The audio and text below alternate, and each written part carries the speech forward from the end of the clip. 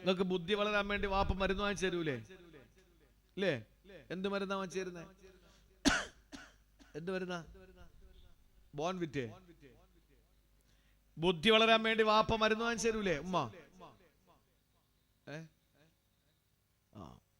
എന്നിട്ട് താഴോട്ട് നോക്കിയിരിക്കുകയാണ്. ഓർമ്മശക്തി. ഹിഫ്ള് പഠിക്കുന്ന മക്കളല്ലേ അതെ ആ കുട്ടികള്? എനിക്ക് ഹിഫ്ളില് ശക്തി പോരാന്ന് പറഞ്ഞൊരാൾ വന്നു. ആരാ? തന്റെ ഉസ്താദിന്റെ മുമ്പിലാ വന്നത്. ഉസ്താദിന്റെ മുമ്പിൽ വന്നിട്ട് പറഞ്ഞു, ഉസ്താദെ, ഞാൻ കാണാതെ പഠിക്കുന്നത് എനിക്ക് ഹൃദ്യസ്ഥമാക്കാൻ പറ്റുന്നില്ല. ഇത് ചെറിയ ആളല്ല വന്നത്. شكوت إلى وقيع سوء حفظي وأوصاني بترك المعاصي شكوت إلى وقيع سوء حفظي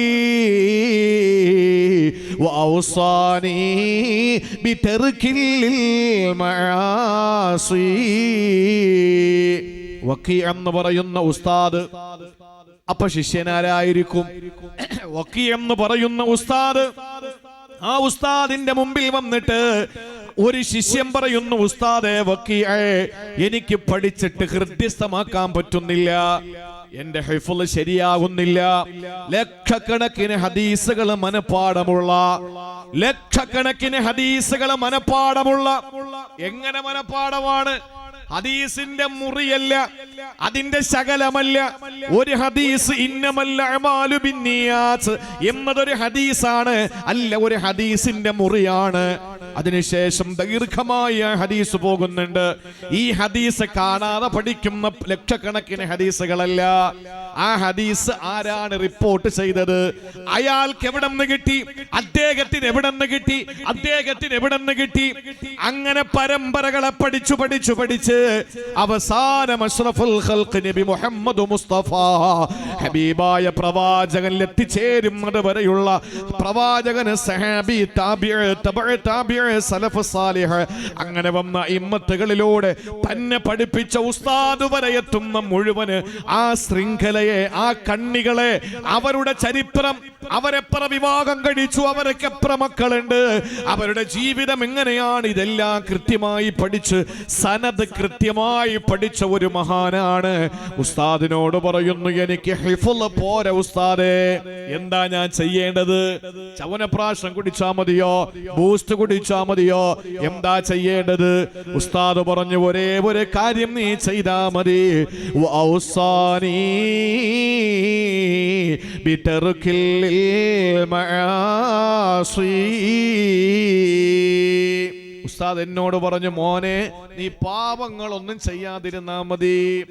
അപ്പൊ മക്കളെ ബുദ്ധി ഉണ്ടാവാൻ എന്ത് ചെയ്യണം? കുരുത്തക്കേട് കുറയ്ക്കണം.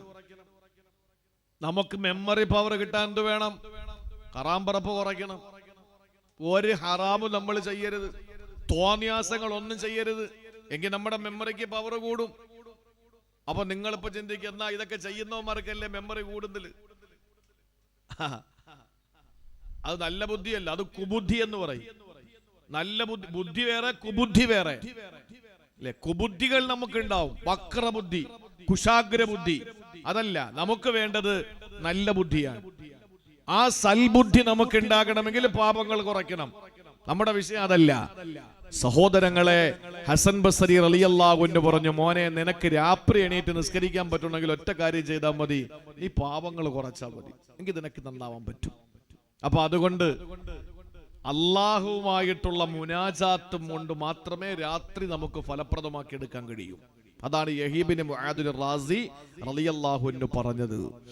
അപ്പൊ അതുകൊണ്ട് നമ്മൾ എന്തു വേണം? രാത്രി എഴുന്നേറ്റ് നിസ്കരിക്കാൻ ശ്രമിക്കണം. അത് എഴുന്നേക്കാൻ പറ്റണമെങ്കിൽ നമ്മളെ പാപങ്ങളിൽ നിന്ന് നമ്മൾ മാറി നിൽക്കണം. അള്ളാഹു തൗഫീക്ക് തരട്ടെ. അള്ളാഹു തൗഫീഖ് തരട്ടെ. സഹോദരങ്ങളെ, രാത്രിയിലെ നിസ്കാരം കൊണ്ട് നമുക്ക് കിട്ടുന്നത് എന്തൊക്കെയാണ്? പാതിരാത്രി നമ്മുടെ നമസ്കാരം കൊണ്ട് അള്ളാഹു നമുക്ക് തരുന്നത്. മഹാനായ അബൂദർ റളിയല്ലാഹു അൻഹു പറയുകയാണ്, അബൂദർ റളിയല്ലാഹു തആല അൻഹു പറയുകയാണ്, എന്നോട് ഹബീബായ പ്രവാചകൻ ഒരിക്കൽ പറഞ്ഞു, സ്വല്ലി റക്അത്തൈനി അബൂദറേ, നീ 2 റക്അത്ത് നമസ്കരിക്കണം. എപ്പോഴാണ്? ഫീ ളുൽമത്തിൽ ലൈലി, രാത്രിയുടെ ഇരുളിൽ, നിശയുടെ നിശബ്ദതയിൽ, ഇരുളിന്റെ ചുരുളില് നീ 2 റക്അത്ത് നമസ്കരിക്കണം അബൂദറേ. അതെന്തിനെന്നറിയോ? ലിൽമത്തിൽ ഖുബൂർ, നാളെ നിന്നെ കൊണ്ടുവയ്ക്കുന്ന ഖബർ ഇരുളാണ് അബൂദറേ. ഖബറില് പ്രകാശമില്ല. നിങ്ങളത് ആലോചിച്ച് നോക്കിയാൽ, നമ്മുടെ ഖബറിൽ കിടക്കുമ്പോ ഇതുപോലത്തെ ഒരു പ്രകാശം ഉണ്ടെങ്കിൽ, യഥാർത്ഥത്തിൽ ഇങ്ങനത്തെ പ്രകാശമല്ല. അങ്ങനെ പിന്നെ ഇത് 2-3 ലൈറ്റ് വാപ്പാടെ ഖബറിലും കിട്ടുകൊടുത്താൽ പോരെ? പൈസ കൂടുതലുണ്ടെങ്കിൽ സോളാറും വെച്ചു കൊടുത്താൽ മതിയല്ലോ. പിന്നെ സുഖമായിട്ട് വാപ്പ കിടന്നോളൂ ഖബറിൽ വെളിച്ചോണ്ട്. വിവരമില്ലാത്ത മക്കൾ അങ്ങനെയൊക്കെ ചെയ്യും. MBBS LLB മാത്രം ആക്കിയുള്ള കുഴപ്പം ഇതാണ്. എവിടെന്നെങ്കിലും വയല് കേൾക്കും, വാപ്പാടെ ഖബറിൽ വെട്ടം വേണം. അതിനിപ്പോ എന്താ, 3 ഹാലത്തിന്റെ ലൈറ്റ് ഇട്ട് കൊടുത്താൽ പോരെ? വാപ്പ സുഖമായിട്ട് കിടന്നോട്ടെ. വാപ്പാടെ ഖബറിനകത്ത് നമ്മൾ ഈ ലൈറ്റ് ഇട്ട് കൊടുത്താൽ പറ്റൂല. ഞാൻ പറഞ്ഞു വന്നത്, വാപ്പാടെ ഖബർ പ്രകാശിക്കണം. അതിന് വാപ്പ ചിന്തിക്കണം. നമ്മുടെ ദുആ കൊണ്ട് അള്ളാഹു ചിലപ്പോ ഖബർ പ്രകാശിപ്പിക്കും. പക്ഷെ അബൂദർ റളിയല്ലാഹു അൻഹുവിനോട് ആദരവായ പ്രവാചകൻ പറയുകയാണ്, അബൂദറേ, സ്വല്ലി റക്അത്തൈനി ഫീ ളുൽമത്തിൽ ലൈലി ലിളുൽമത്തിൽ ഖുബൂർ, രാത്രിയുടെ ഇരുളിൽ നീ 2 റക്അത്ത് നമസ്കരിക്കണം അബൂദറേ. ആ നമസ്കാരം കൊണ്ട് നിങ്ങൾക്ക് കിട്ടുന്നത് എന്തെന്നറിയോ? നാളെ 3 വെള്ള തുണിയിൽ പൊതിഞ്ഞ് ഖബറിലേക്ക് കൊണ്ടുവെക്കുമ്പോ ആ ഖബറിനകത്ത് പ്രകാശമാണ് അബൂദറേ. അതുകൊണ്ട് ചെയ്യാനുള്ളത് രാത്രി 2 റക്അത്ത് നമസ്കരിക്കണം. അല്ലാഹു തൗഫീഖ് തരട്ടെ. നമ്മളൊക്കെ ഖബറിൽ കൊണ്ടുവെക്കപ്പെടുന്ന സമയത്ത് ഖബർ പ്രകാശപൂരിതമാകണം.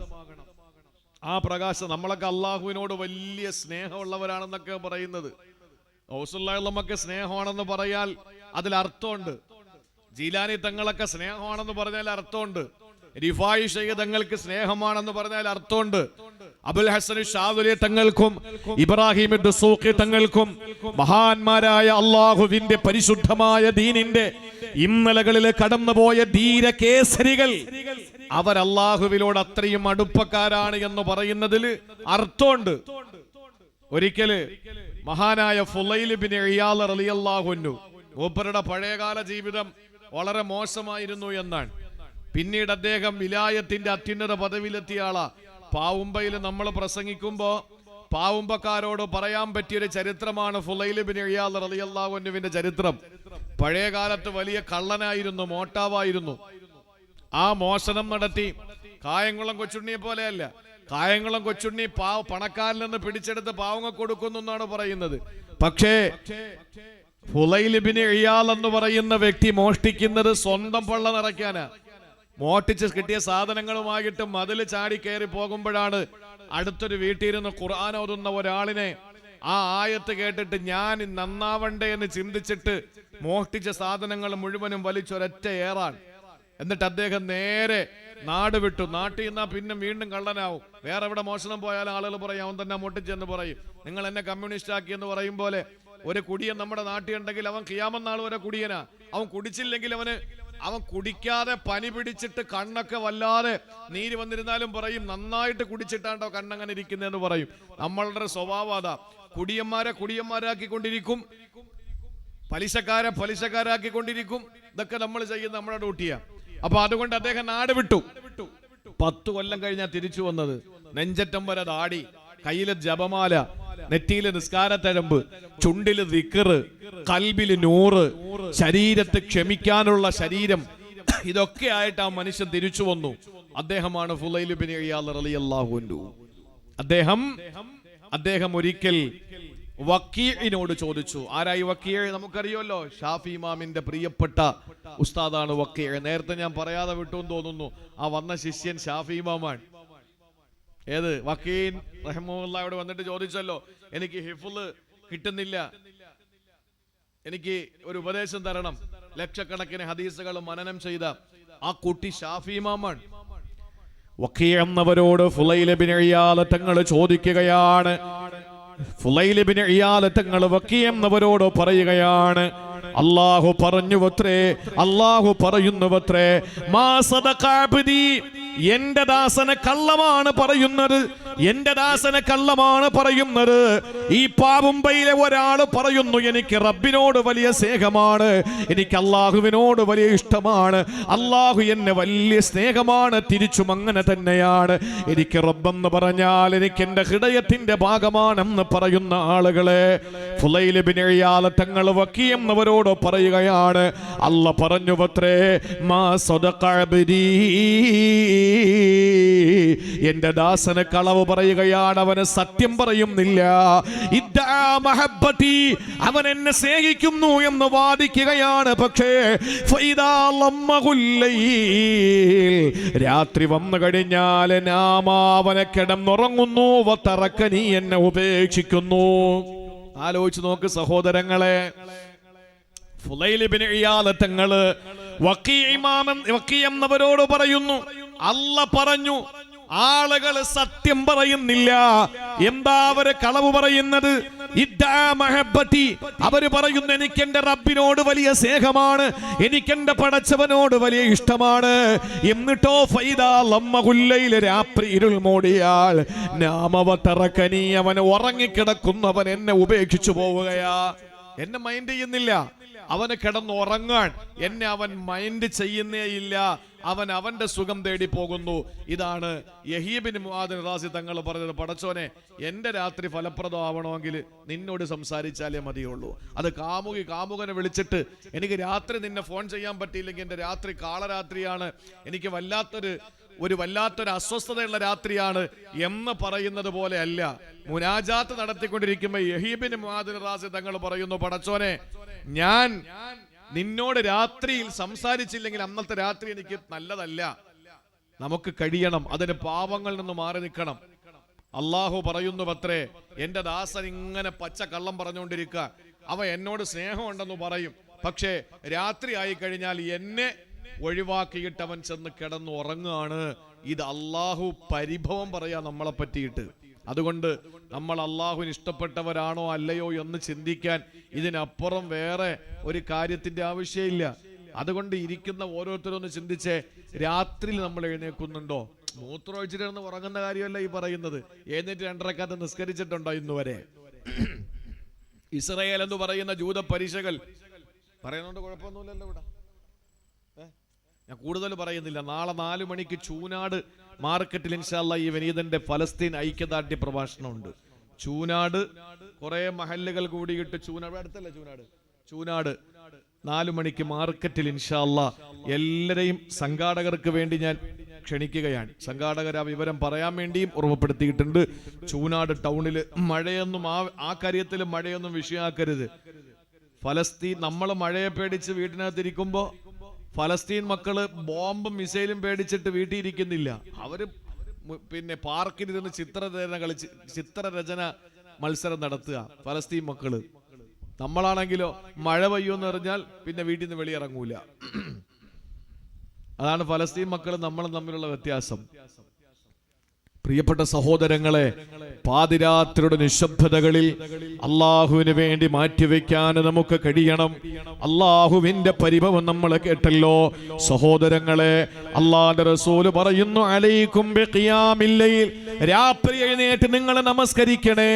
കാരണം ഫഇന്നഹു, ആ പാതിരാത്രിയിലെ നിസ്കാരം തക്ഫീറുൽ ലിൽ ഖതായാ, നിങ്ങളുടെ ജീവിതത്തിലെ പാപങ്ങൾ പൊറുക്കാൻ അള്ളാഹു വെച്ച ഒരു കഫാറത.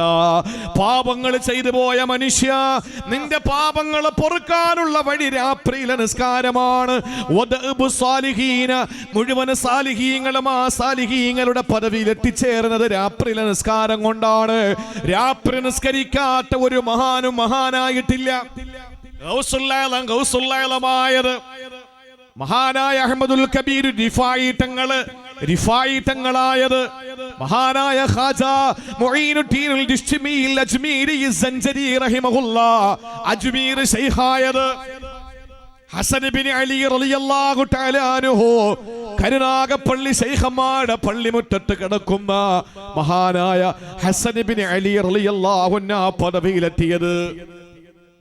ലോകത്ത് എത്ര വലിയ മഹാന്മാരുണ്ടോ ആ മഹാന്മാരൊക്കെ മഹാന്മാരായത് ദഅബു സാലിഹീൻ. ഒരൊറ്റ സാലിഹായ ഒരൊറ്റ മഹാനായ മനുഷ്യനും രാത്രി നിസ്കരിക്കാതെ മഹാനായിട്ടില്ല.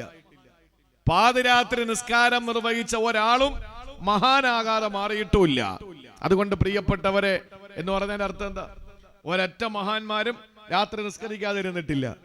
രാത്രി നിസ്കരിച്ച ഒരാളും വലിയ മഹാനാകാതിരുന്നിട്ടുമില്ല. അപ്പൊ വന്നാലോ നമുക്കായിക്കൂടെ? അത് മഹാന്മാരൊക്കെ കഴിയൂ നിസ്കരിക്കാൻ, നമ്മളെ കൊണ്ട് കഴിയില്ല. ഇപ്പൊ ഈ അടുത്ത സമയത്ത് ഒരുത്ത പെണ്ണ് കിട്ടുന്നില്ല. 30 വയസ്സ് കഴിഞ്ഞു. 30 വയസ്സെത്തിയിട്ട് പെണ്ണ് കിട്ടാത്ത ഒരുത്തൻ്റെ അടുത്ത് അവന്റെ ഉമ്മയുടെ സഹോദരൻ വന്നിട്ട് പറഞ്ഞു, എടാ നല്ലൊരു പെണ്ണ്, നല്ല നിസ്കാരം, നല്ല വിദ്യാഭ്യാസം, നല്ല അദബുള്ള പെണ്ണ് നോക്കട്ടാന്ന് ചോദിച്ചപ്പം അവന്റെ മറുപടി, ഇതൊക്കെ ഉള്ള ഒരുത്തനെ നോക്കിയാ പോരെ? നല്ല നിസ്കാരം, എപ്പോഴും സ്വലാത്ത്, നല്ല ചിട്ട, നല്ല അദബ്, ഇതൊക്കെ പറഞ്ഞ് ഇങ്ങനെ ആ പെണ്ണിന്റെ മദ്ഹ് മൗലിദ് പറഞ്ഞുകൊണ്ടിരിക്കുകയാണ് ഉമ്മയുടെ സഹോദരൻ. അവൻ മരുവൻ പറഞ്ഞു, അതൊക്കെ ശരി, ഇതൊക്കെ ഉള്ളൊരു മാപ്പിള കണ്ടെത്തി കൊടുക്കണേലേ നല്ലത്, ഇതൊന്നും എനിക്കില്ല എന്ന് പറഞ്ഞതുപോലെ മഹാന്മാരാരും രാത്രി നിസ്കരിക്കാതിരുന്നിട്ടില്ല. രാത്രി നിസ്കരിച്ച ഒരാളും മഹാനാവാതിരുന്നിട്ടില്ല എന്ന് പറഞ്ഞാൽ എല്ലാവർക്കും എങ്കിൽ പിന്നെ ലോകം മൊത്തം മഹാന്മാരായിരിക്കുമല്ലോ. മഹാന്മാരൊക്കെ നിസ്കരിക്കാൻ പറ്റുള്ളൂ. അപ്പൊ നമ്മൾ ചിന്തിച്ചു നോക്കുക, രാത്രി എണീക്കാത്ത നമ്മൾ മഹാനാണോ? അല്ല. പിന്നെ ആര് മഹാനായ എന്ന് പറഞ്ഞാൽ മഹാനായ എന്നേ പറയാൻ പറ്റുള്ളൂ, മഹാനായ എന്ന് പറയാൻ പറ്റൂല.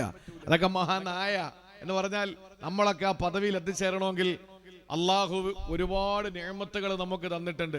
അതിനൊക്കെ ശുക്ർ ചെയ്യാൻ നമുക്ക് കഴിയണം. ഇല്ലെങ്കിൽ പാവുമ്പയിൽ എത്ര ആളുകൾ മരിച്ച്, ബഗ്ദാദിൽ എവിടെയെങ്കിലും പാവുമ്പേലുള്ള ഏതെങ്കിലും ഒരാളുടെ പേരിൽ അവിടെ ഇതേപോലെ രാത്രിയിൽ സരസ് കെട്ടിയിട്ട് ആരെങ്കിലും പ്രസംഗിക്കുന്നുണ്ടോ? ബഗ്ദാദിലെ ഏതെങ്കിലും പണ്ഡിതന്മാര്, ഇറാഖിലെ പണ്ഡിതന്മാര് ഇല്ല. എന്നാൽ ജീലാൻ എന്ന് പറയുന്ന പ്രദേശത്ത് ജനിച്ച് അള്ളാഹുവിന് വേണ്ടി ജീവിതം മാറ്റിവെച്ച ഒരു മഹാന്റെ പേരിൽ ഇവിടെ തിതുക്കാറ ജീലാനി. എവിടെ? പാവുമ്പേല്. പാവുമ്പയും ബഗ്ദാദും തമ്മിൽ എന്താ? അല്ലെങ്കിൽ ജയിലാനും തമ്മിൽ, ജയിലാൻ എന്ന് പറഞ്ഞ സ്ഥലമാണ്, അവിടെ തമ്മിൽ എന്താ ബന്ധം? ഇവിടെ ഉള്ള ആരെയും അവിടെയും കെട്ടിച്ചിട്ടില്ല, അവിടെ ഉള്ള ആരെയും ഇവിടെ ഒന്നും പെണ്ണ് കെട്ടിയിട്ടില്ല. പിന്നെന്ത് ബന്ധമുള്ളത്? ഞാൻ അതാ പറഞ്ഞത്. എന്റെ പ്രിയപ്പെട്ട സഹോദരങ്ങളെ, സ്വാലിഹീങ്ങളുടെ പദവിയാണ്, അതുപോലെ സ്വാലിഹീങ്ങളുടെ ശൈലിയാണ്, എല്ലാ പാപങ്ങളും പൊറുക്കാനുള്ള വഴിയാണ്. തീരുന്നില്ല, റസൂലുള്ളാഹി തങ്ങളെ പറയുകയാണ്,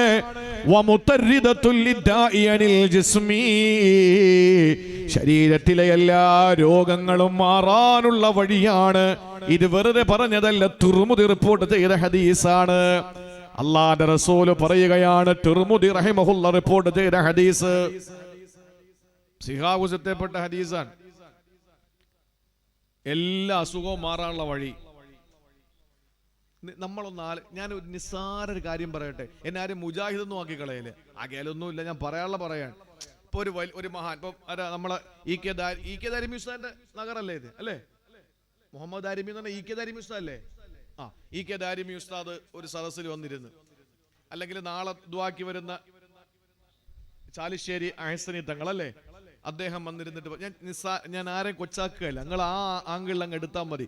ചാലിശ്ശേരി ഉസ്താദ് നാളെ ഇവിടെ വന്നിരുന്നിട്ട് നിങ്ങളോട് പറയാണ്, ഇൻഷാ അല്ലാഹ് എല്ലാവരും കിടക്കാൻ നേരത്ത് ഒരു 10 സുബ്ഹാനല്ലാഹ് എല്ലിക്കോളി, നിങ്ങളെ എല്ലാ പ്രശ്നങ്ങളും പരിഹാരം കാണുമെന്ന് പറഞ്ഞാൽ ഈ പാവുമ്പയിലുള്ള നിങ്ങൾ ആരെങ്കിലും മരിക്കുന്നത് വരെ അത് മുടക്കുവോ? ഇല്ല. ചാലിശ്ശേരി ഉസ്താദ് പറഞ്ഞാൽ നമ്മൾ മുടക്കൂല, ഇ കെ ദാരിമി ഉസ്താദ് പറഞ്ഞാൽ നമ്മൾ മുടക്കൂല. പക്ഷേ അഷ്റഫുൽ ഖൽക്ക് പറഞ്ഞല്ലോ, നിസ്കാരം കഴിഞ്ഞ് 33 സുബ്ഹാനല്ലാഹ് എല്ല് എത്ര ഒരു ചൊല്ലി? ഇന്ന് ഇശാസ്കരിച്ചിട്ട് സുബ്ഹാനല്ലാഹ് 33 അൽഹംദുലില്ലാഹ് 33 അല്ലാഹു അക്ബർ ചൊല്ലി ആരുണ്ട്?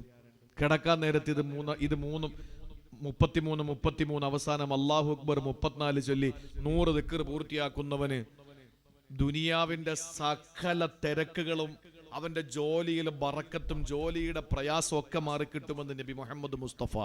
ഫാത്തിമ ബീവി കൈ പൊട്ടി ഒലിച്ചപ്പോ വാപ്പാട്ട ചെന്ന് പരാതി പറഞ്ഞതാ, വാപ്പ ഒരു സെർവന്റിനെ, ഒരു ഖാദിമിനെ, ഒരു ജോലിക്കാരനെ ഒന്ന് വെച്ച് തരുമോ?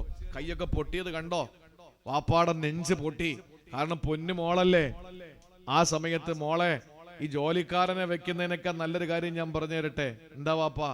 33 സുബ്ഹാനല്ലാഹ്, 33 അൽഹംദുലില്ലാഹ്, 34 അല്ലാഹു അക്ബർ കിടക്കാൻ നേരത്ത് മോള് ചൊല്ലിക്കോ. ആ ഓക്കെ വാപ്പാ, ഓടി പോയാ. ഇമാം സുർഖാനി തങ്ങൾ പറയാണ്, കിടക്കാൻ നേരത്ത് ഇത് ആരെങ്കിലും ചൊല്ലിക്കഴിഞ്ഞാൽ അവന്റെ ജോലിയിൽ ഭാരം കുറഞ്ഞു കിട്ടുമെന്നാണ്. എത്ര പേര് ചെല്ലും? എത്ര പേര് അത് മുടക്കാതെ ചെല്ലും? അള്ളാഹുവിന്റെ റസൂല് പറഞ്ഞെന്താ? നിങ്ങളുടെ രോഗങ്ങൾ മാറാൻ രാത്രിയിലെ നിസ്കാരം നിങ്ങൾക്ക് ഉപകരിക്കുമെന്നാണ്. നിങ്ങളുടെ ശരീരത്തിൽ നിന്ന് രോഗങ്ങൾ മാറാൻ രാത്രിയിലെ നിസ്കാരം ഫലപ്രദമാണത്രേ. ഇത് പറഞ്ഞിട്ട് കേട്ടിട്ട് വഴല കഴിഞ്ഞു പോയാ നാളെ തിങ്കളാഴ്ചയാണ്, നാളെ ഞായറാഴ്ചയാണ്. നാളത്തെ ഞായറാഴ്ചത്തെ രാവിലെ അല്ലെങ്കിൽ രാത്രി കിടന്നിട്ട് എഴുന്നേക്കാൻ ആരാണ് തയ്യാറാകുന്നത്? ഇല്ല. പക്ഷേ ഓച്ചിറ ഹോസ്പിറ്റലിൽ പോയി, അല്ലെങ്കിൽ ആലപ്പുഴ വണ്ടാനം മെഡിക്കൽ കോളേജിൽ പോയി, ഡോക്ടർ പറഞ്ഞു ശരീരം മൊത്തം നീരാണ്, ശരീരം മൊത്തം നെയ്യാണ്, അതുകൊണ്ട് രാത്രി കുറച്ച് രാവിലെ ഒരു ഇന്ന സമയത്ത് എഴുന്നേറ്റ് കുറച്ച് എക്സർസൈസ് ചെയ്യണം, ഓടണം, ഇല്ലെങ്കിൽ മരിച്ചു പോകും, നിങ്ങളുടെ രോഗം മാറൂല. കൃത്യം നമ്മൾ എഴുന്നേക്കും. ഭാര്യ അലാറം വെച്ച് എഴുന്നേൽപ്പിക്കും അല്ലേ? അഷ്റഫുൽ ഖൽഖ് പറഞ്ഞ എന്താണ്? രാത്രി നിസ്കാരം നിങ്ങളുടെ രോഗം മാറും, ശരീരത്തിന്റെ പ്രയാസങ്ങൾ മാറും. ഇത് തുറമുത് റിപ്പോർട്ട് ചെയ്തതാ. എത്ര പേര് അംഗീകരിക്കുന്നു? അതാ ഞാൻ പറഞ്ഞത്. ആരെങ്കിലും ദുനിയാവിലുള്ള ഭൗതിക ലോകത്തുള്ള ആരെങ്കിലും എന്തെങ്കിലും പറഞ്ഞാൽ ഉടനെ നമ്മളത് കേൾക്കും. ഞാനത് നീട്ടിക്കൊണ്ടുപോയ 1 മണിക്കൂറായി, ബാക്കി 4 കാര്യങ്ങൾ പറയാനുണ്ട്. 1 മണിക്കൂറായി നമ്മൾ തുടങ്ങിയിട്ട്. അതുകൊണ്ട് ഞാൻ ചുരുക്കി പറയട്ടെ, യഹ്യ ഇബ്നു മുആദ് റളിയല്ലാഹു റളിയല്ലാഹു തആല അൻഹു പറയുകയാണ്, ഇലാഹി ലാ യുതീബുൽ ലൈൽ, എൻ്റെ രാത്രികളെ ഫലപ്രദമാക്കി എടുക്കാൻ കഴിയുന്ന ഒന്നേ ഉള്ളൂ തമ്പുരാനെ. ഇല്ലാ ബിമുനാജാതിക, നിന്നോടുള്ള മുനാജാത്ത് കൊണ്ടല്ലാതെ കഴിയില്ല അല്ലാ. പ്രിയപ്പെട്ടവരെ, മുനാജാത്ത് രാത്രിയിൽ ചെയ്യാൻ കഴിയണമെങ്കിൽ ഒരൊറ്റ മാർഗമേ ഉള്ളൂ, പാപങ്ങളിൽ നിന്ന് മാറി നിൽക്കുക. അല്ലാഹു തൗഫീക്ക് നൽകി അനുഗ്രഹിക്കുമാറാവട്ടെ. ഇനി 2 ഓർത്തു വെച്ചോളണം. ഇനി 2 യഹ്യ ഇബ്നു മുആദ് റാസി തങ്ങൾ പറഞ്ഞു, ലാ യതീബുൻ നഹാർ, അല്ലാഹുവേ എൻ്റെ പകലുകളൊന്നും പരിശുദ്ധമാവുകയില്ല ഇല്ലാ ബിതാഅതിക, പകലുകളിൽ നിന്നെ വഴിപ്പെടുന്നതിലൂടെ അല്ലാതെ പടച്ചവനെ എൻ്റെ പകല് ഫലപ്രദമാവുകയില്ല. രാത്രി അല്ല വിശ്രമിക്കാൻ തന്നെങ്കിൽ പകൽ അല്ലാഹു നമുക്ക് തന്നത് ഇബാദത്തിനാണ്, രാത്രി വിശ്രമമാണ്. പകൽ ഇബാദത്തിന് വേണ്ടി അല്ലാഹു തന്നതാണ്.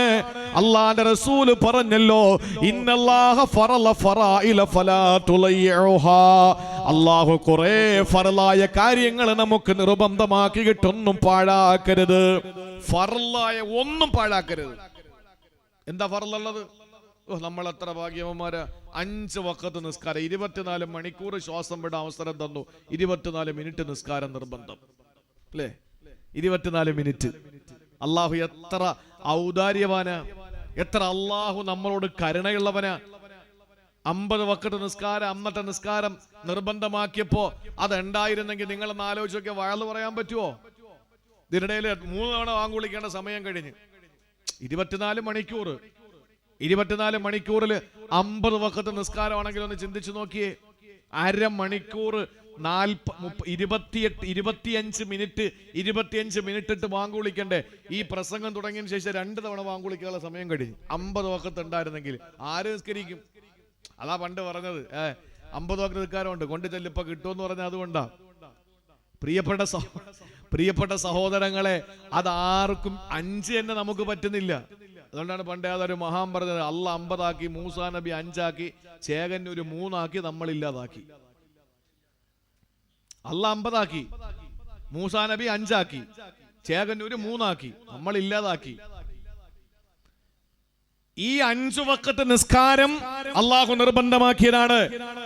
12 മാസക്കാലം അള്ളാഹു തന്നല്ലോ, അതിൽ ഒരൊറ്റ മാസമാണ് നോമ്പ് നിർബന്ധമാക്കിയത്.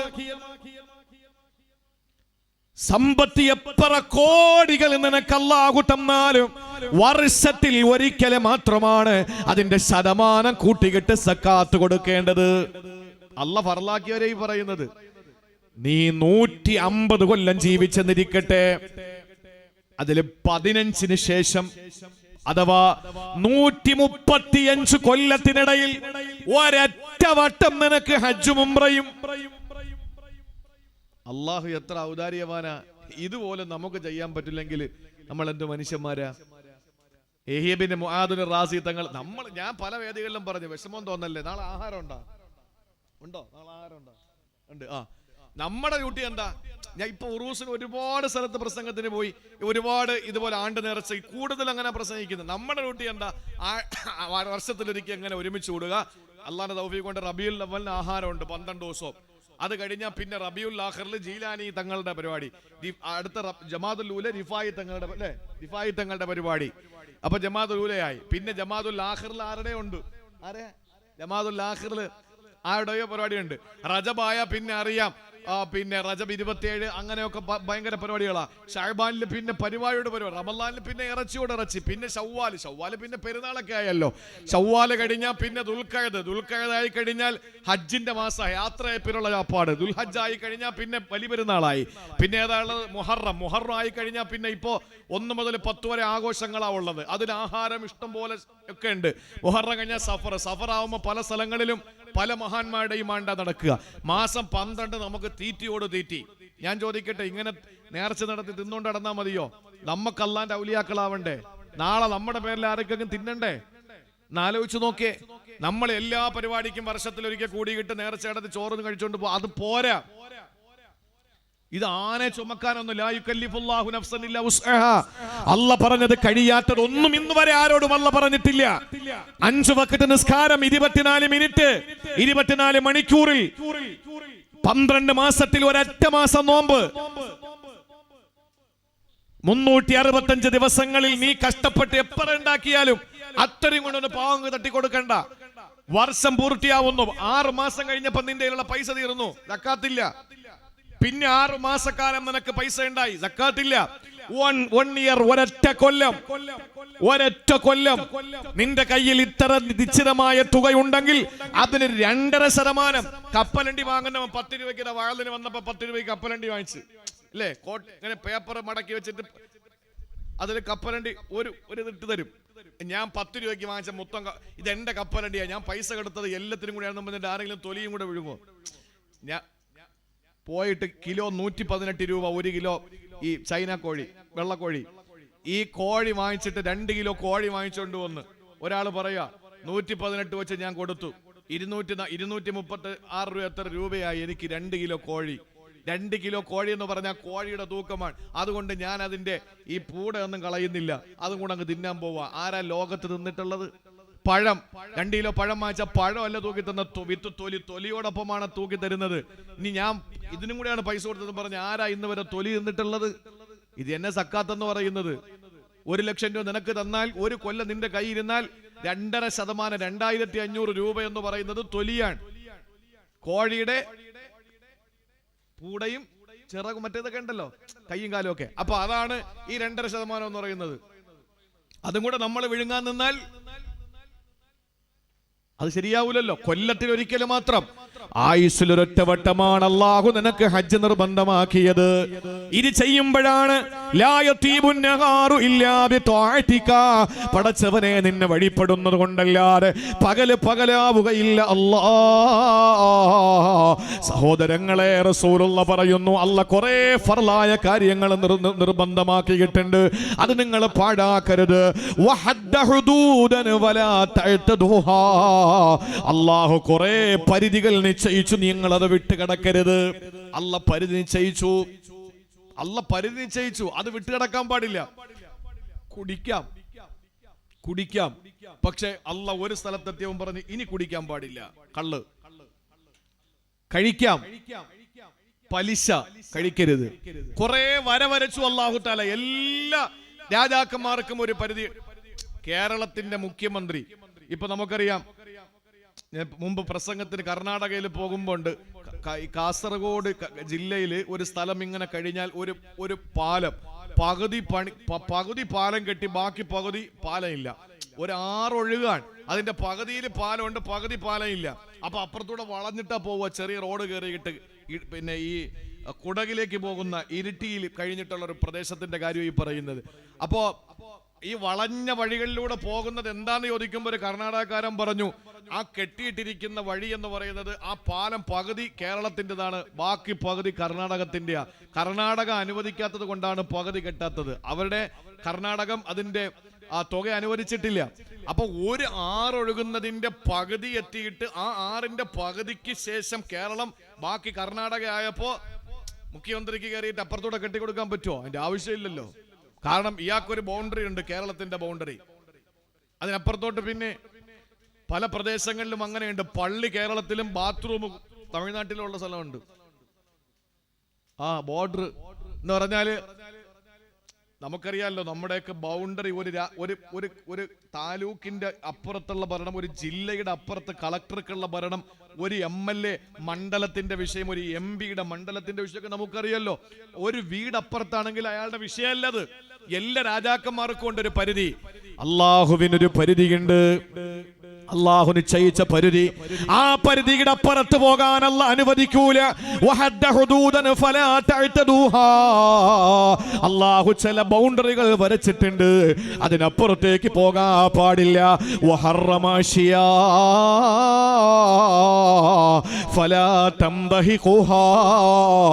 അഷ്റഫുൽ ഖൽഖ് പറയുകയാണ്, അള്ളാഹു പല കാര്യങ്ങളും നിഷിദ്ധമാക്കിയിട്ടുണ്ട്. അതിൽ നിങ്ങൾ മുഖം കുത്തി വീണ് പോകല്ലേ മനുഷ്യ, അതിൽ നിങ്ങൾ മുഖം കുത്തി വീണ് പോകരുത്. ഹറാമാക്കിയ ഭാഗത്തേക്ക് നിങ്ങൾ മുഖം കുത്തി വീണ് പോകരുത്. എന്നിട്ട് അല്ലാഹുവിന്റെ റസൂൽ പറഞ്ഞ നിങ്ങൾ അറിയണോ, ചില കാര്യങ്ങളെല്ലാം മിണ്ടിയിട്ടില്ല. റഹ്മത്തല്ലക്കും, അല്ലാഹു നിങ്ങളോട് കരുണ ചെയ്തുകൊണ്ടാ മിണ്ടാട്ടത്. ഗൈറ നിസിയാൻ, അല്ലാഹു മറന്നു പോയതല്ല. ഫലാ തബ്ഹസു അൻഹാ, അതിനെ നിങ്ങൾ ഇങ്ങനെ ചികഞ്ഞു നോക്കിക്കൊണ്ടിരിക്കരുത്. റസൂലുള്ള പറഞ്ഞു, അല്ലാഹു ചില ഫർളായ കാര്യങ്ങൾ പറഞ്ഞു, അത് നിങ്ങൾ പാഴാക്കരുത്. ചില ഹദ്ദുകൾ നിശ്ചയിച്ചു, നിങ്ങൾ വിട്ടുകിടക്കരുത്. ചില കാര്യം ഹറാമാക്കിയിട്ടുണ്ട്, അതിൽ പോയി വീട് പോകരുത്. അള്ളാഹു ചില കാര്യങ്ങൾ അങ്ങ് വിട്ടുകളഞ്ഞിട്ടുണ്ട്, മറന്നിട്ടല്ല, നിങ്ങളോട് കരുണയുള്ളതിന്റെ പേരിലാണ്. നിങ്ങളത് പോയി ചികഞ്ഞന്വേഷിക്കരുത്. ചില കാര്യങ്ങൾ അള്ളാഹു എന്ത് ചെയ്തിട്ടില്ല, വെളിവാക്കി തന്നിട്ടില്ല. ചില കാര്യങ്ങൾ അള്ളാഹു വെളിവാക്കി തന്നിട്ടില്ല. എന്തുകൊണ്ടാ? അത് അവന് കാരുണ്യം ചെയ്തുകൊണ്ടാണ്. കാരുണ്യം ചെയ്തുകൊണ്ടാണ്. നിങ്ങൾ നോക്കിയേ, പന്നി ഇറച്ചി നമുക്ക് നിഷിദ്ധമാണ്. പന്നിയിറച്ചി നിഷിദ്ധമാണ്. എന്താ നമ്മൾ എന്താ കഴിക്കാത്തത്? പറയും. ആരൊക്കെ പറയുന്നു ഇത്രയും, ഞാനിത് പറഞ്ഞതെന്ന് പറഞ്ഞ് ഞാനും കഴിച്ചത്, ആരോ പറഞ്ഞതാ, ഇത്രയും ഭയങ്കര ടേസ്റ്റ് അത്രേ, നമുക്ക് ആലോചിക്കാൻ പോലും പറ്റുന്നില്ല. എന്താ നമുക്കൊരു അതിനോടൊരു മടി വരാൻ കാരണം? എന്താ ഉസ്താദ് മടി വരാൻ കാരണം? അല്ലാഹ് വേണ്ടാന്ന് പറഞ്ഞു. അല്ലാഹ് പറഞ്ഞു, ഹറമ അലൈക്കും ലഹ്മൽ ഖിൻസീർ, പന്നി ഇറച്ചി നിങ്ങൾക്ക് നിഷിദ്ധമാണ്. ഇനി ആര് പറഞ്ഞാലും നമ്മളത് തിന്നൂല. തിന്നുവോ? എന്താ ഒറ്റ കാരണം? അല്ലാഹ് പറഞ്ഞു തിന്നരുത്. അതെന്താ അങ്ങനെ പറയാൻ കാരണം? പോത്തിനില്ലാത്ത എന്താ പന്നിക്കുള്ളത്? പന്നിക്കില്ലാത്ത എന്താ എരുമയ്ക്കുള്ളത്? അങ്ങനെ നിങ്ങൾ നോക്കണ്ട. അള്ളാഹു ഇത് നിങ്ങളോട് പറഞ്ഞ് ചില കാര്യങ്ങൾ മൂടി വെച്ചിട്ടുണ്ട്. എന്തുകൊണ്ടാ? റഹ്മത്തല്ലക്ക് നിങ്ങൾക്ക് അള്ളാഹു കരുണ കൊണ്ട് പറയാത്തതാ. ഗൈറ നിസിയാൻ, അല്ലാഹ് പൊട്ടനൊന്നുമല്ല, പറഞ്ഞുതരാൻ അല്ലാഹ് മറന്നതൊന്നുമല്ല. ചില കാര്യങ്ങളെല്ലാം മിണ്ടിയിട്ടില്ല, നിങ്ങൾ അതിന്റെ പിന്നാലെ പോകരുത്. ഇന്നിപ്പോ ആൾക്കാർ നടന്നു പൊയ്ക്കൊണ്ടിരിക്കുക, എന്താ പിന്നെ പന്നി ഇറച്ചി എന്താ പ്രശ്നം, പന്നിക്ക് എന്താ കുഴപ്പം? പട്ടി തൊട്ടാ കഴുകണം. എന്താ കഴുകണമെന്ന് പറയുന്നത്? നായ തൊട്ടാ കഴുകണമെന്ന് നമ്മൾ എന്തുകൊണ്ടാ തീരുമാനിച്ചത്?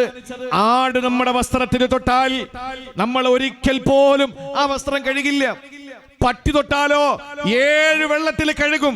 അതിൽ ഒരു പ്രാവശ്യം മണ്ണ് കലറ്റിയിട്ട് നമ്മൾ കഴുകും. എന്തുകൊണ്ടാ? അള്ളാഹുവിന്റെ ഹബീബ് അങ്ങനെ പഠിപ്പിച്ചു, അള്ളാഹ് അങ്ങനെ പഠിപ്പിച്ചു. എന്താ അതിന്റെ പിന്നിലുള്ള രഹസ്യം? നമുക്കറിയേണ്ട കാര്യമില്ല. അത് മറച്ചു വെച്ചത് എന്തിനാ? എന്തോ അതിന്റെ പിന്നിൽ അള്ളാഹുവിന് ലക്ഷ്യമുണ്ട്. അതല്ല മറന്നതല്ല, നമ്മോടുള്ള കരുണയുടെ പേരിലാണ്. അതുകൊണ്ട് പ്രിയപ്പെട്ട സഹോദരങ്ങളെ, ചില കാര്യങ്ങൾ നമ്മളോട് മറച്ചു വെച്ചിട്ടുണ്ട്. ഒരിക്കലും നമ്മൾ അതിന്റെ പിന്നാലെ പോകരുത്. അഷ്റഫുൽ ഖൽഖ് പറഞ്ഞ കാര്യങ്ങൾ നമ്മളെ മുറുകെ പിടിക്കുക. യഹ്യ ഇബ്നു മുആദ് റാസി റളിയല്ലാഹു തആല അൻഹു പാവുമ്പ പള്ളിയിൽ നമ്മൾ വരുമ്പോൾ, ആ പാവുമ്പ പള്ളി നിസ്കാരത്തിന് വേണ്ടി അല്ലാഹു വെച്ചതാണ്. അത് ആർക്ക് നിസ്കരിക്കാനാണ്? നമുക്ക് നിസ്കരിക്കാനാണ്.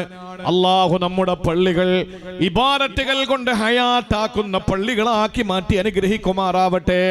പള്ളി മനോഹരമാണ്. താജ്മഹലിന്റെ മോഡല്, കുത്തബ് മിനാറിന്റെ മോഡല്, ഡൽഹി മോഡല്, ചെങ്കോട്ടയുടെ മോഡല്, മനോഹരമായ പള്ളികൾ. നമ്മുടെയൊക്കെ പള്ളികൾ എത്ര രസമാണ്. ഗൾഫ് പണം കൊണ്ടും അറബികൾ വെച്ചു കൊടുത്തത് കൊണ്ടും നാട്ടിൽ വരിയിട്ടത് കൊണ്ടും നാട്ടിലെ പുത്തൻ പണക്കാര് വെച്ചു കൊടുത്ത പള്ളി, പല പല സാമ്പത്തിക ശേഷിയുള്ള ആളുകളൊക്കെ പണി കഴിപ്പിച്ചു കൊടുത്ത പള്ളികൾ വളരെ മനോഹരമാണ്. വയനാട് ജില്ലയിലെ തേറ്റമല എന്ന് പറയുന്ന ഒരു പ്രദേശം, അവിടെ ഒരു പള്ളിയില്ല. അവിടെ പള്ളി ജീവിതകാലത്ത് അവർക്കൊരു പള്ളി വെക്കാൻ പറ്റിയ സാമ്പത്തിക ശേഷിയുള്ളവരല്ല. അവിടത്തെ 90% ആളുകളും തോട്ടം തൊഴിലാളികളാ, തേയില നുള്ളാൻ പോകുന്നവരാ. വയനാട് ജില്ലയിലെ മാനന്തവാടിക്കടുത്തുള്ള തേറ്റമല എന്ന് പറയുന്ന പ്രദേശത്ത് പള്ളി ഉദ്ഘാടനത്തിന് വേണ്ടി എന്നെ വിളിച്ചു പ്രസംഗത്തിന്. ഞാൻ പോകുമ്പോൾ പ്രൗഢമായ സദസ്സ്. ഭയങ്കര സ്നേഹമാണ് വയനാട് ജില്ലയിലുള്ള ആളുകൾ. കാരണം ഈ കുശുമ്പ്, അതുപോലെ തന്നെ അസൂയ, പകപോക്കലൊന്നും അങ്ങോട്ട് കയറിയിട്ടില്ല. കാരണം എവിടെ പോകണമെങ്കിലും ചുരം കയറിയാലേ പറ്റുള്ളൂ. ഇതൊന്നും ചുരം കയറി അങ്ങോട്ട് എത്തിയിട്ടില്ല. അതുകൊണ്ട് തന്നെ അവിടത്തെ ഭയങ്കര സ്നേഹമാണ് വയനാട് ജില്ല. ഭയങ്കര സ്നേഹമാണ് വയനാട് ജില്ലക്കാര്. നമുക്ക്, നിങ്ങൾ പോയിട്ടുണ്ടെങ്കിൽ നിങ്ങൾക്ക് അറിയാൻ കഴിയും. അപ്പോൾ ഈ വയനാട്ടിലെ തേറ്റമലയിലെ ആളുകൾ ഇങ്ങനെ കൂടി നല്ല മനോഹരമായ പള്ളി, വളരെ മനോഹരമായ AC ഉള്ള പള്ളി. ഈ പള്ളി കാസർഗോഡ് ജില്ലക്കാരനായ ഹാജിയാർ അടുത്തൊരു പരിപാടിക്ക് എന്തിനോ വന്നപ്പോ ഇങ്ങനെ പള്ളി ശോചനീയ അവസ്ഥ കണ്ടപ്പോ അദ്ദേഹം പറഞ്ഞു, പള്ളി ഞാൻ വെച്ച് തന്നേക്കാം. അയാൾ അദ്ദേഹം ഒറ്റയ്ക്ക് ഏകദേശം 1-2 കോടി രൂപയ്ക്ക് ചെലവ് വരുന്ന പള്ളി അയാൾ വെച്ചു കൊടുത്തു. അവസാനം അദ്ദേഹം പൈസയൊക്കെ പറഞ്ഞു, കാര്യങ്ങളൊക്കെ പറഞ്ഞിട്ട് പോയി. അവിടെ ഈ ആളുകൾ, അവിടുത്തെ നാട്ടുകാർക്ക് പിന്നീട് ചെറിയ മോഹങ്ങളും ഉണ്ടായി. എന്താണ് മോഹം? മുറ്റത്ത് കുറച്ച് ലോക്ക് ഇടണം, അതുപോലെ തന്നെ ഒരു മതില് കെട്ടണം. അതൊന്നും അദ്ദേഹം ചെയ്തു കൊടുത്തതല്ല, പള്ളി വെച്ചു കൊടുത്തു. അത് അതിഗംഭീരമായൊരു പള്ളി. അവസാനം നാട്ടുകാരെ തീരുമാനിച്ചു, നമുക്ക് അങ്ങനെ ഒന്ന് ചെയ്താലോ. ഒരു 4 ലക്ഷം രൂപ, 5 ലക്ഷം രൂപ ഏകദേശം 10-15 ലക്ഷം രൂപയോളം ചെലവ് വന്നു ഈ പണിക്ക്. അതിൽ 5 ലക്ഷം രൂപ ബാധ്യത, ബാക്കി 10 ലക്ഷം രൂപയോളം ഈ തോട്ടം തൊഴിലാളികൾ കൊടുത്തതാണ്. ഈ തേയില നുള്ളാൻ പോകുന്ന ആളുകൾ കൊടുത്തതാ. ചെറിയ മഹല്ലുമാണ്. ബാക്കി 5 ലക്ഷം രൂപ വേണം. ഉസ്താദ് വെറുതെ ഒന്ന് ചോദിച്ചു നോക്കി, കിട്ടുമെങ്കിൽ കിട്ടിക്കോട്ടെ എന്ന് പറഞ്ഞു. അപ്പൊ പാവുമ്പേല് ഉസ്താദ് എന്നോട് വന്നിട്ട് പറഞ്ഞത്, ഇതിന്റെ മുകളിൽ ഷീറ്റ് ഇടണം, സദസ് നോക്കിയിട്ട് മതി എന്ന് പറഞ്ഞു. പ്രിയപ്പെട്ട സഹോദരങ്ങളെ, ഞാൻ ആ തേറ്റമലയിൽ ഈ വിവരം അവരോട് പറഞ്ഞു. നിങ്ങൾ കഴിയുമെങ്കിലൊന്ന് സഹായിക്കാൻ പറഞ്ഞു. 20 മിനിറ്റോ 15 മിനിറ്റോ എടുത്തിട്ടുണ്ടാവും 5 ലക്ഷം രൂപയും അവിടെ ഇരിക്കുന്ന ആളുകൾ ഓഫർ ചെയ്യാൻ. ഞാൻ പറഞ്ഞു വന്നത്, നമ്മുടെ നാട്ടിലെ പള്ളികളൊക്കെ എത്ര മനോഹരമാണ്, നല്ല പള്ളികളാണ്. പക്ഷേ ആ പള്ളികളുടെ അവസ്ഥ എന്താണെന്നറിയോ? നല്ല പശുവാണ്, കാണാൻ നല്ല മൊഞ്ച, നല്ല വയറും നല്ല അകിടും നല്ല തലയും നല്ല പശുവാ.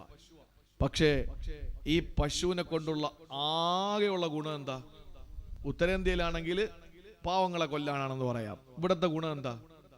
ഇവിടത്തെ ഒറ്റ ഗുണേ ഉള്ളൂ, രാവിലെ ഒരു വലിയ പാത്രം കൊണ്ടുവരിക, കറന്നെടുക്കുക, പാല് കച്ചവടം ചെയ്യുക, ജീവിക്കുക. അല്ലാതെ വേറെ ഗുണമൊന്നുമില്ലല്ലോ. പിന്നെ ഒരു മിണ്ടാപ്രാണിയാണ്, അതിനെ തീറ്റിപ്പോറ്റുന്നു, നല്ല വില കിട്ടും, അവർക്കിപ്പോ പെൻഷൻ ഉണ്ട്, അങ്ങനെയുള്ള കാര്യങ്ങളൊക്കെ ഉണ്ട്. അതൊക്കെ മുഖ്യമന്ത്രി പോലും അവിടെ തൊഴുത്തുണ്ടാക്കാൻ ഗസ്റ്റ്, പിന്നെ അദ്ദേഹത്തിന്റെ ക്ലിഫ് ഹൗസിൽ. അപ്പൊ ഇതൊക്കെ വലിയ കാര്യമാണ്. പക്ഷേ രാവിലെ വലിയ ചരിവും എടുത്തങ്ങോട്ട് വെച്ചിട്ട് പശുവിനെ കൊണ്ടുവന്ന് അടുത്തുള്ളൊരു മരത്തിൽ കെട്ടിയിട്ട് കറക്കാനിരുന്നിട്ട് അകിടിൽ ഇങ്ങനെ പിടിക്കുമ്പോ പാല് വന്നില്ല എങ്കിൽ ഈ പശുവിനെ കൊണ്ട് വല്ല ഗുണമുണ്ടോ? അതാണ് തഴവ ഉസ്താദ്. തഴവോട് അടുത്തല്ലേ? തഴവ ഉസ്താദ് പറഞ്ഞു, ചില പള്ളികൾ കാഴ്ചയ്ക്ക് കൗതുകമുള്ളതാ, ജുമഅയ്ക്ക് പോലും പ്രാവ് നിസ്കരിക്കേണ്ടതാ, വെറും പ്രൗഢിയിൽ മാത്രം ഫലം എന്തുണ്ട്, പാലില്ല പശുവിന് കാഴ്ചയിൽ രസമുണ്ട്. നല്ല രസമാണ് പശുവിനെ കാണാൻ. പക്ഷെ പാലില്ലെങ്കിൽ വല്ല ഗുണമുണ്ടോ? ഒരു ഗുണമില്ല. കാണാൻ നല്ല പള്ളി, പക്ഷേ ജുമാ നിസ്കരിക്കാനും പ്രാവ് വരണം. പള്ളിയിലെ ഇമാമും ഉണ്ട്, മുഅദ്ദിനും ഉണ്ട്, കണക്കെഴുതാൻ വേണ്ടി കമ്മിറ്റിക്കാരും ഉണ്ട്. അല്ലാതെ വേറെ ഒരു മഖ്ലൂക്കും ഇല്ല. ഇതല്ലേ നമ്മുടെ പള്ളികളുടെ അവസ്ഥ? ഇപ്പൊ കോവിഡ് വന്നതിന് ശേഷമുള്ള ആകെ ഉള്ള പ്രശ്നം എന്ന് പറഞ്ഞാൽ ഒറ്റൊരുത്തനും പള്ളി കയറാതായി. ന്യായം ചോദിക്കുക, കോവിഡിന് പിന്നെ നിങ്ങൾ എന്ത് ചെയ്തു? കോവിഡിന് പിന്നെ എന്താ പ്രശ്നം? ജുമ വേണ്ടെന്നല്ലേ പറഞ്ഞത്? ജുമ വേണ്ടെന്നല്ലേ പറഞ്ഞത്? ഉസ്താദ് ഒറ്റയ്ക്കല്ലേ നിസ്കരിച്ചത്? അപ്പൊ 40 പേരുടെ പ്രശ്നം ഇല്ലായിരുന്നോ കോവിഡ് സമയത്ത്? ഇതൊക്കെ ചോദിച്ചിട്ട് ചെറുപ്പക്കാരും നിരീശ്വരവാദികളും മൊത്തം ജംഗ്ഷനിലാണ്. ഒരുത്തനും പള്ളി കയറുന്നില്ല. എല്ലാ പള്ളികളുടെ അവസ്ഥ ഇതാണ് സഹോദരങ്ങളെ. അതുകൊണ്ട് മനസ്സിലാക്കിക്കോ. അതുകൊണ്ട് എന്റെ സംശയം, ഈ കോവിഡ് ഉണ്ട്, അസുഖം ശരി തന്നെ, പക്ഷേ മാസ്ക് വിറ്റഴിക്കാൻ വേണ്ടി കുറെ ആളുകൾ ഇപ്പൊ പേപ്പട്ടിയെ കൊല്ലാൻ പാടില്ല എന്ന് പറഞ്ഞാൽ എന്താ? ഒരു പെണ്ണുമ്പുള്ള പേപ്പട്ടിയെ കൊല്ലുന്നത് തന്നെ ശക്തമായ നിരോധനം ഏർപ്പെടുത്തി. കാരണം എന്താണെന്നറിയോ? ഈ പെണ്ണുമ്പുള്ളയുടെ ഡ്യൂട്ടി എന്ന് പറഞ്ഞാൽ ഈ പേവിഷബാധയുടെ മരുന്ന് കച്ചവടമാണ്. ഈ പേവിഷബാധയുടെ മരുന്ന് കച്ചവടം ചെയ്യുന്ന പെണ്ണുമ്പുള്ള എങ്ങനെ പിന്നെ പേപ്പട്ടിയെ കൊല്ലാൻ സമ്മതിക്കുവോ? അവർ ഉത്തരവിട്ടു പേപ്പട്ടിയെ കൊല്ലാൻ പാടില്ല. പിന്നെന്താ ചെയ്യാ? ആരെങ്കിലും കടിച്ച, മദ്രസ പോകുന്ന കുട്ടിയെ കടിച്ച പേവിഷബാധയ്ക്കുള്ള മരുന്നുണ്ട്. കാരണം ഈ മരുന്നിന്റെ അംബാസഡർ മൂപ്പത്തിയാ. അപ്പൊ ഇത് വിറ്റഴിയണ്ടേ? അപ്പൊ മാസ്ക് വിറ്റഴിക്കാൻ വേണ്ടി കുറെ ആളുകളുടെ തട്ടിപ്പ്. പിന്നെ അതിന്റെ ഈ മറ്റേ എന്താണ് മരുന്ന് കുത്തിവെച്ച് ഡോസ് കൊടുത്തത്, വാക്സിൻ. ഈ വാക്സിൻ അടിച്ചു കയറ്റുന്നതിന്റെ കുറെ കുത്തക മുതലാളിമാര് അവസാനം വാക്സിൻ അടിച്ച ആളുകൾക്കൊക്കെ ഓർമ്മശക്തി പോയി. ഇപ്പൊ ഞാൻ എത്ര തവണ ചോദിച്ചു മൂപ്പരോട്, ഞാൻ 2 തവണ എടുത്തതാ. വിദേശത്ത് പോകാൻ പറ്റൂല, എയർപോർട്ടിൽ കയറ്റൂല, തീവണ്ടി കയറ്റില്ല എന്നൊക്കെ പറഞ്ഞപ്പോ ഞാൻ പേടിച്ചു പോയി. 2-3 ഒക്കെ വാങ്ങിച്ചു നിന്ന് കുത്തിക്കയറ്റി. അതുകൊണ്ട് ഇപ്പൊ എന്താ, എല്ലാം മറന്നു പോവാൻ. ചില ആളുകൾക്ക് വെള്ളപ്പാണ്ട് വന്ന്, എന്റെ നാട്ടിൽ 2 പേർക്ക് വെള്ളപ്പാണ്ട് വന്നതിന് ശേഷം തൊലിക്ക് വെളുപ്പ് വന്നു. അപ്പൊ ഉടനെ ഈ വാക്സിൻ ഉണ്ടാക്കിയ നിർമ്മാതാക്കൾ പറഞ്ഞു, ഞങ്ങൾക്കിതിൽ യാതൊരു ഉത്തരവാദിത്വം ഇല്ല, ഞങ്ങൾക്കിതിൽ യാതൊരു ഉത്തരവാദിത്വം ഇല്ല എന്ന് പറഞ്ഞ പിന്നെ ആർക്കാ ഉത്തരവാദിത്വം? എന്നാലോചിച്ച് നോക്കിയേ. മനുഷ്യൻ ഇന്ന് പെടാപ്പാടുവിടുക. ചെറുപ്പക്കാരൊക്കെ മരിച്ചുകൊണ്ടിരിക്കുക. അറ്റാക്ക്. ഓച്ചർ ആബിദ് ഉസ്താദിന് അറ്റാക്ക് വന്ന് അള്ളാഹു ദീർഘായുസ് കൊടുക്കട്ടെ, ആഫിയത്ത് കൊടുക്കട്ടെ, രോഗശമനം നൽകി അനുഗ്രഹിക്കുമാറാവട്ടെ. ഉസ്താദിനെ കാണണമെന്ന ആഗ്രഹത്തിൽ നേരത്തെ വന്നതാ, പക്ഷെ പറ്റിപ്പോയി. മൊത്തം